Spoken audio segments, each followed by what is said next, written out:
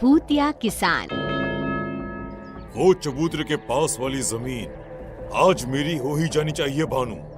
इस बार अगर वो जमीन मेरे हाथ नहीं लगी तो अच्छा नहीं होगा। पर बॉस मैं क्या करूं?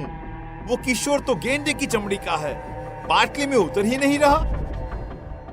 अब लगता है कि शक्ति को ही मैदान में उतरना होगा।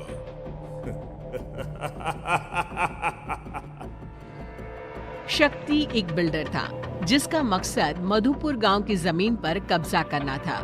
वो हर बार किसी न किसी किसान को अपने जाल में फंसाता और उसकी जमीन अपने नाम कर लेता। भानु के जाने के बाद शक्ति अपने कमरे में बैठा था कि तभी अचानक हवा का एक झोंका आता है और सामने रखी डेस्क पर से एक कवर जमीन पर गिर जाता है। ये कागजात यहाँ कैसे? इसे तो मैंने जला दिए थे। तभी कमरे की खिड़कियों के दरवाजे जोर जोर से खुलने और बंद होने लग जाते हैं। ऐसा लगता है मानो एक पल में ही सर्दी आ गई हो। सीलिंग पर लगा पंखा जो बंद था अपने आप घूमने लग जाता है। ये अचानक पंखा कैसे चालू हो गया? और ये कड़ाके की ठंड तो ऐसा लगता है मानो अचानक मई में दिसंबर आ गया। शक्ति अपनी अलमारी खोलता है और काले रंग का सूट निकालकर पहन लेता है। Wilson is back. अब किशोर को ठगने का समय आ गया है। काले सूट और टोपी में शक्ति अपने घर से निकल पड़ता है और किशोर के पास पहुंचता है। एक्सक्यूज मी, जरा सुनिए। शेरी बाबू। कहिए, मैं कैसे आपकी मदद कर सकता हूँ? मैं एक होलसेलर हूँ। अब आपको मार्केट की तलाश करने की जरूरत नहीं है। मेरे लोग आपके ग्रेन्स डायरेक्टली बाय कर लेंगे। क्या शेरी बाबू, सही में? अब हमको इधर उधर भटकना नहीं पड़ेगा। विल्सन किशोर के अनाजों को नकद रुपए देकर खरीद लेता है। अब तो आपको विश्वास हो गया ना कि मैं कोई ठग नहीं हूँ। अगर आपको अपने बाकी ग्रेन्स भी सेल करना हो तो मुझसे मिलिएगा। कुछ दिनों के लिए मैं आपके ही गांव में हूँ। ये मेरा एड्रेस है। शक्ति वापस अपने घर पर पहुँचता है और भानु से कहता है, जब भी ये शक्ति विल्सन बनता है कोई ना कोई किशन फांसे में ही फंस जाता है। अब देखना, वो किशोर कुछ ही देर में यहाँ आता ही होगा। फिर मैं उससे उसके जमीन के पेपर्स पर साइन करवा लूंगा। तभी दरवाजे पर दस्तक होती है और किशोर अंदर आता है। बाबूजी हमको अनाज बेचना है। क्या करना होगा उसके लिए? शक्ति भानु को देखकर मुस्कुराता है और उसे बाहर जाने का इशारा करता है। इन पेपर्स पर साइन कर दो किशोर। फिर जब भी तुम्हारे खेत में अनाज उगेंगे मैं उन्हें खरीद लूंगा। शक्ति ये कह ही रहा होता है कि तभी किशोर की आवाज बदल जाती है और वो कहता है, कैसे हो शक्ति उर्फ विल्सन? कौन शक्ति? मैं विल्सन ही हूँ। धीरे धीरे किशोर का चेहरा बदलने लग जाता है। वो एक बूढ़ा किसान जैसा दिखने लग जाता है। विजय, तुम तो मर चुके थे। नहीं, ये नहीं हो सकता। शक्ति बहुत डर जाता है और बाहर भागने की कोशिश करता है। विजय पास ही पड़े बुक सेल्फ की ओर देखता है और वो शक्ति के ऊपर गिर जाता है। जाने दो, मुझे जाने दो, छोड़ दो मुझे। मुझसे गलती हो गई भानु, मुझे बचाओ भानु। शक्ति की आवाज सुनकर भानु वहाँ आता है पर वहाँ कोई नहीं होता। क्या हुआ बॉस? अब चीखे क्यों?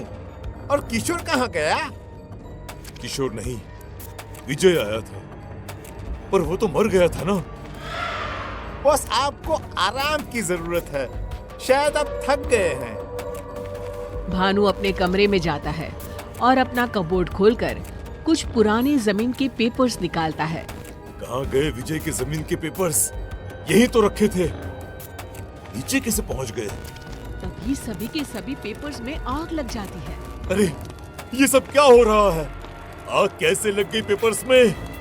अब इतनी मुश्किल से तो प्रॉपर्टी हड़पी थी मैंने। भानु! हे भगवान, ये क्या हो गया बॉस?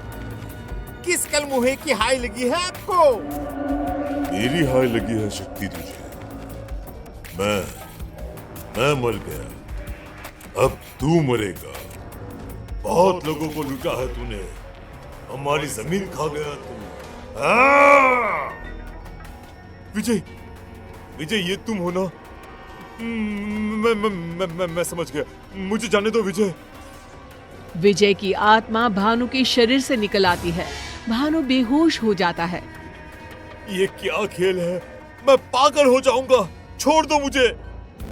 अरे ये सब क्यों कर रहे हो तुम? तब विजय की आत्मा अपनी कहानी सुनाना शुरू करती है। मैं गेहूं की खेती किया करता था। कुछ दिन पहले ही मेरी माँ का देहांत हुआ था। शादी के 20 साल के बाद भी मैं बच्चे का मुंह नहीं देख पाया था। पूरे घर में मैं और मेरी पत्नी मनोरमा अकेले हो गए थे। बस खेती ही एकमात्र सहारा रह गया था घर चलाने का और मन बहलाने का। चलता हूं मैं खेत पर। अभी खेत पर? अरे कल ही तो कटाई हुई है ना अनाज की।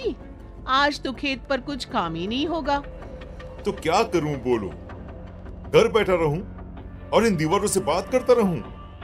अरे तुम तो रसोई के काम में लग जाओगी और पूरा दिन कट जाएगा। मैं कैसे काटूं समय? आप ऐसे क्यों बोल रहे हैं जी? मैंने तो बस यूं ही कह दिया था। काम कैसे नहीं है?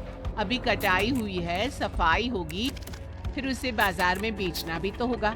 जाइए जी, आप खेत पर ही जाइए। शायद उस दिन ना ही मैं घर से बाहर निकलता और ना ही तुम मुझे धोखा देकर उस जमीन पर बिल्डिंग बनाते। तुम्हें जमीन नहीं मेरी आत्मा लूट ली। मैं ये सदमा बर्दाश्त नहीं कर सका और मर गया। और मेरे बाद मनोरमा भी चल बसी। पर अब मैं तुम्हें किसी और किसान की जमीन हड़पने नहीं दे सकता। शक्ति एक बिल्डर था। उसके मन में किसी के लिए कोई दया भावना थी ही नहीं। गांव के कई किसान उसकी लालच का शिकार बने थे। पर जब अपनी मौत को वो सामने देखता है तो वो डर जाता है और सभी के सामने वो गलती मान लेता है और सभी किसानों को उनकी जमीन वापस भी कर देता है। और आखिरकार मधुपुर गांव फिर से खुशहाल हो जाता है।